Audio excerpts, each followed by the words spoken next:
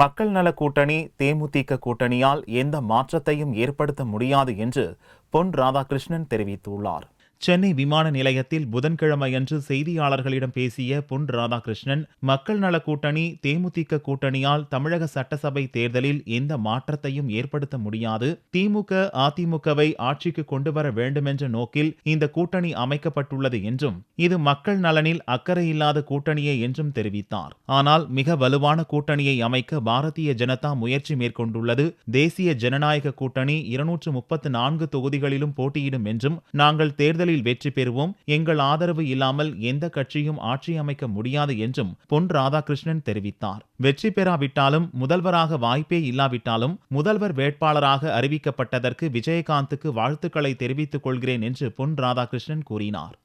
அண்ணன் வைகோவுடைய தலைமையில் அமைந்திருக்கக்கூடிய கூட்டணியில் கேப்டன் அவர்கள் போய் சேர்ந்திருக்கிறார்கள். இந்த கூட்டணி அமைத்திருப்பது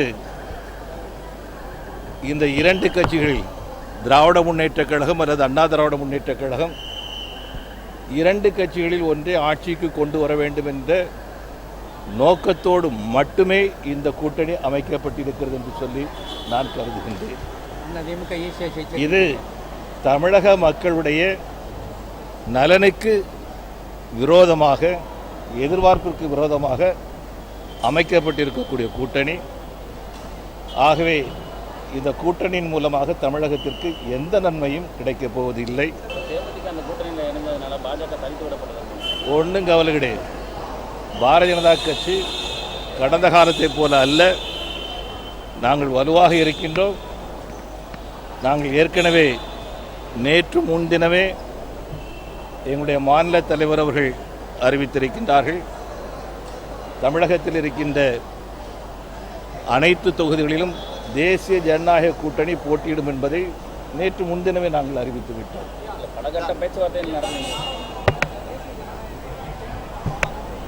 தேமுதிக இல்லை, நான் இப்போ இந்த அதாவது ஒரு காலத்தில் கூட்டணி என்று சொல்வது தங்களுடைய கட்சியினுடைய நலனுக்காகவோ வேறு விஷயங்களுக்காக அமைக்கப்படும். இன்னைக்கு கூட்டணி அமைப்பதே ஒரு மிகப்பெரிய கேள்விக்குறியாக அமைஞ்சிருக்குது. அதனால் இதில் விசேஷம் ஒன்று.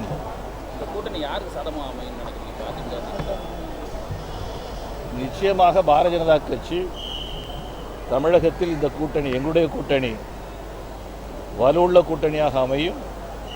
நாங்கள் தேர்தலில் வெற்றி பெறுவோம். எங்களுடைய கூட்டணியுடைய சக்தி இல்லாமல் எந்த ஒரு அரசாங்கமும் அமைக்க முடியாது. இப்போ இவங்க அமைச்சிருக்கக்கூடிய கூட்டணி, நான் அந்த வார்த்தையை சொல்கிறதுக்கே தயங்குறேன்.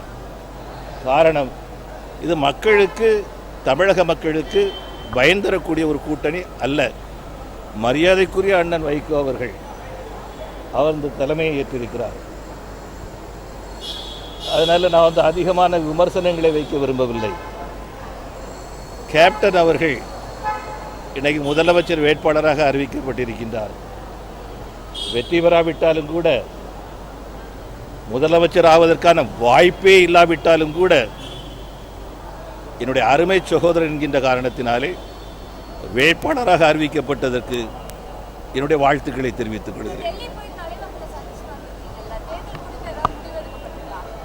நாங்கள் ஏற்கனவே முந்தா நாளே நான் சொல்லிட்டோம்ல, முந்தா நாளே நாங்கள் முடிவெடுத்து விட்டோம்.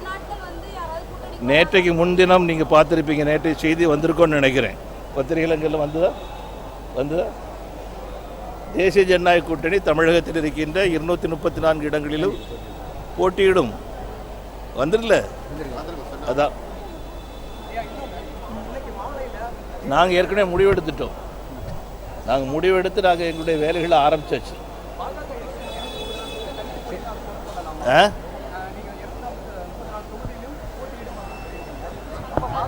எங்களோடு வரக்கூடியவர்கள் தமிழ்நாட்டினுடைய வருங்காலத்தை நினைக்கக்கூடியவர்கள் யாரெல்லாம் இருக்காங்களோ அவங்க வருவாங்க.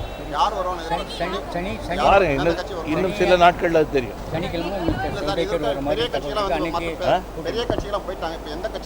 எந்த கட்சி பெரிய கட்சி? எந்த கட்சி பெரிய கட்சி?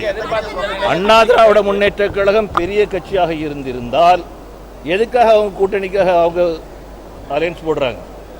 திராவிட முன்னேற்ற கழகம் எதுக்காக கூட்டணி போட? 5 முறை தமிழகத்தை ஆண்டிருக்கக்கூடிய கலைஞர் அவர்கள் ஏன் மற்ற கட்சிகளுக்காக அவர் வார்த்தைகள் விட்ட வார்த்தைகள் பழம் கனிந்ததாக இருந்தாச்சு தான் பழம் கனிந்து பாழாய் போய்விட்டது. இதெல்லாம் எதுக்கு அவர் சொன்னார்? எந்த கட்சியும் தமிழ்நாட்டில் பெரிய கட்சி கிடையாது. தமிழ்நாட்டில் இருக்கக்கூடிய பெரிய கட்சி மக்கள் 60% மக்கள் தமிழகத்திலே மாற்றம் எதிர்பார்த்து கொண்டிருக்கின்றார்கள். அந்த தமிழக மக்களுடைய விருப்பத்திற்கு தக்கபடி பாரதிய ஜனதா கட்சி செயல்பட வேண்டும் என்று நாம் கருதினோம். அதுக்கு நேர்மாறான முடிவுகளை சில பேர் எடுக்கிறார்கள். அதில் தப்பு கிடையாது, அது அவங்களுடைய முடிவு. எங்களோடு வரக்கூடியவர்களோடு நாங்கள் பேசுவோம். பாரதிய ஜனதா கட்சி பழைய காலத்தை போல உள்ள கட்சி கிடையாது. 20 ஆண்டுகள் 30 ஆண்டுகளுக்கு முந்தைய கட்சி கிடையாது பாரதிய ஜனதா கட்சி. நாடாளுமன்ற தேர்தலில் தேசிய ஜனநாயக கூட்டணியில் யாரெல்லாம் வர்றாங்களோ அவங்களோட பேசுவோம். நாடாளுமன்ற தேர்தலில் எல்லா கட்சியும் போட்டி போட்டு பிஜேபி கூட்டணி வந்தாங்க. மோடி ஒரு அலை இருந்தது. எப்படிங்க? நாடாளுமன்ற தேர்தலின் போது இப்போ எந்த கட்சியுமே நீங்கள் அழைப்பு கொடுத்தும் எந்த கட்சியும் உங்களுடைய தலைமை ஏற்க வர முடியும் முன்வராத சூழ்நிலை பாஜகவோட சூழ்நிலை இப்போ தனிமைப்படுத்தப்பட்டு தான் இருக்குது தமிழ்நாட்டில். எப்படி நீங்கள் இருங்க திராவிட முன்னேற்ற கழகம் தனிமைப்படுத்தப்பட்டு விட்டதா? தேமுதிக அண்ணா திமுகவில் சேராத காரணத்தால் அண்ணா திமுக தனிமைப்படுத்தப்பட்டு விட்டதா? யார் தனிமைப்படுத்தப்பட்டிருக்கிறாங்க? அண்ணா திராவிட முன்னேற்ற கழகம் தனிமைப்படுத்தப்படவில்லை என்று சொன்னால் பாரதிய ஜனதா கட்சி தனிமைப்படுத்தப்படவில்லை. திராவிட முன்னேற்ற கழகம் தனிமைப்படுத்தப்படவில்லை என்று சொன்னால் பாரதிய ஜனதா கட்சி தனிமைப்படுத்தப்படவில்லை. இவங்கெல்லாம் சேர்ந்து என்னங்க பண்ண போறாங்க? இவங்க என்ன பண்ண போறாங்க? ஒற்றை காளை வண்டியாக இருந்தது, இன்னைக்கு இரட்டை காளை வண்டியாக மாறி இருக்கிறது.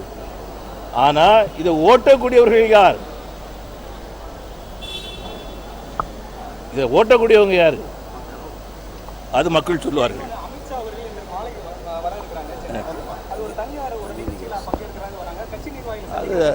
அது தனி நிகழ்ச்சி. நாங்கள் வழக்கம் போல சந்திப்போம். நாங்கள் சந்திப்போம்.